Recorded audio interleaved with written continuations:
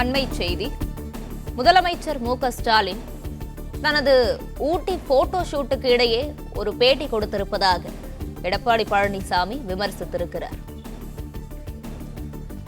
பொள்ளாச்சி வழக்கில் கைது செய்ததும் சிபிஐக்கு மாற்றியதும் அஇஅதிமுக அரசு எனவும், விசாரித்தது சிபிஐ எனவும், தீர்ப்பு வழங்கியது நீதிமன்றம் எனவும் எடப்பாடி பழனிசாமி தெரிவித்திருக்கிறார். இதில் மாநில திமுக அரசுக்கோ ஸ்டாலினுக்கோ என்ன பங்கு இருக்கிறது? ஏன் கூச்சமே இல்லாமல் ஸ்டாலின் மார்த்தட்டுகிறார் எனவும் எடப்பாடி பழனிசாமி விமர்சித்திருக்கிறார். இவர் கையில் பொள்ளாச்சி வழக்கு இருந்திருந்தால் அண்ணா பல்கலை மாணவி வழக்கு, அண்ணாநகர் சிறுமி பாலியல் வழக்கு போல் நடத்தியிருப்பார் எனவும் எடப்பாடி பழனிசாமி தெரிவித்திருக்கிறார். கொடநாடு வழக்கில் குற்றவாளிகளை கைது செய்து குற்றப்பத்திரிகையை தாக்கல் செய்தது அதிமுக அரசுதான் எனவும் எடப்பாடி பழனிசாமி தெரிவித்திருக்கிறார். கொடும் குற்றம் புரிந்த கேரளாவைச் சேர்ந்த குற்றவாளிகளுக்காக வாதாடியவர் திமுகவை சார்ந்த வழக்கறிஞர் எனவும் எடப்பாடி பழனிசாமி விமர்சித்திருக்கிறார்.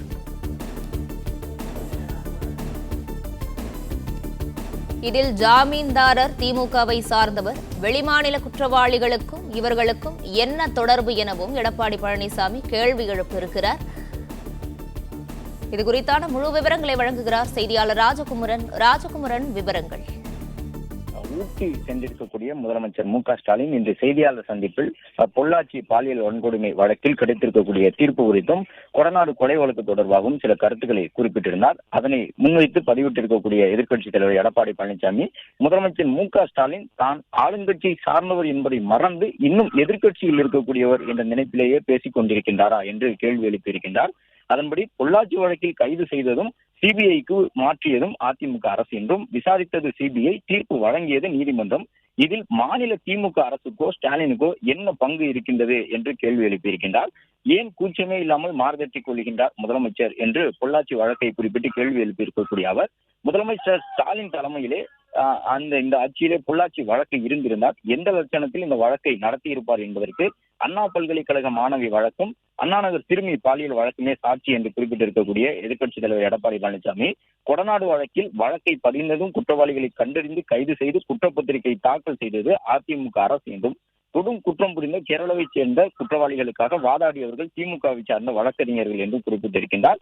ஜாமீன்தாரராக அந்த கொடநாடு வழக்கில் இருந்தவர்கள் திமுகவை சார்ந்தவர்கள் எனவும், வெளிமாநில குற்றவாளிகளுக்கும் திமுகவினருக்கும் என்ன தொடர்பு என்றும் கேள்வி எழுப்பியிருக்கின்றார். அதிமுக வலியுறுத்தியதை தொடர்ந்துதான் மத்திய அரசு தமிழ்நாட்டிற்கான 100 நாள் வேலை திட்டத்தையும் மெட்ரோ 2ஆம் கட்ட திட்டத்தை சென்னைக்கும் வழங்கியது என்று குறிப்பிட்டிருக்கக்கூடிய அவர், நிதியை விடுவித்தது என்பதையெல்லாம் பித்தலாட்டம் என்று முதலமைச்சர் தற்போது புலம்பிக் கொண்டிருக்கின்றார் என்றும் கூறியிருக்கின்றார். மேலும் ஸ்டாலின் அவர்களே, 4 ஆண்டுகளாக நீங்கள் நடத்துவதற்கு பெயர் ஆட்சி என்று சொல்வதுதான் ஆகப்பெரிய ஹம்பக் என்று குறிப்பிட்டிருக்கின்றார். அதாவது மோசகர் ஆட்சி என்று குறிப்பிட்டிருக்கின்றார். ஆட்சியில் இருந்த போதும் சரி, இல்லாத போதும் சரி, நதிநீர் உரிமை முதல் நிதி உரிமை வரை தமிழ்நாட்டிற்கான அனைத்தையும் அதிமுக பெற்றிருக்கின்றது எனவும், தான் எப்போது மத்திய அமைச்சர்களை சந்தித்தாலும் மாநில நலன் குறித்து தான் பேசுவதாகவும், நிதிகளை கேட்டு பெறுவேன் என்றும், அது தன்னுடைய மாநில உணர்வு என்றும் எதிர்க்கட்சித் தலைவர் எடப்பாடி பழனிசாமி குறிப்பிட்டிருக்கின்றார். டெல்லி விமான நிலையத்தில் எடப்பாடி பழனிசாமி வழங்கியிருந்த பேட்டியை பார்க்க வேண்டும் என்று குறிப்பிட்டிருக்கக்கூடிய அவர், இருமொழி கொள்கை முதல் கோதாவரி காவிரி இணைப்பு திட்டம் வரை பல்வேறு மாநில கோரிக்கைகளை நான் பேசியிருக்கின்றேன் எனவும், நீங்கள் கூறித்தான் பேசுகின்றோம் என்றெல்லாம் மாயக்கோட்டை கட்ட வேண்டாம் என்றும் குறிப்பிட்டிருக்கின்றார்.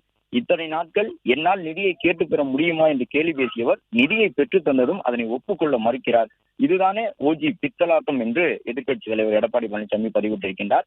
மாநிலத்தில் ஆட்சி, மத்தியில் 39 எம்பிக்களை வைத்தும் தன்னால் சாதிக்க முடியாததை அதிமுக செய்துவிட்டது என்ற வயிற்று எரிச்சல் தான் முதலமைச்சருக்கு இருக்கின்றது போலும். மக்களுக்கும் மாநிலத்திற்கும் நன்மை நடப்பதை கூட ஏற்க முடியாத உங்களை 2026 நிச்சயம் மக்கள் ஏற்கப் போவது இல்லை என்றும் குறிப்பிட்டு எதிர்க்கட்சித் தலைவர் பதிவிட்டுள்ளார். பிளே ஸ்டோர் மற்றும் ஆப் ஸ்டோரில் இருந்து பாலிமர் செயலியை QR கோடு மூலம் பதிவிறக்கம் செய்யுங்கள். செய்திகளை உடனுக்குடன் பெறுங்கள்.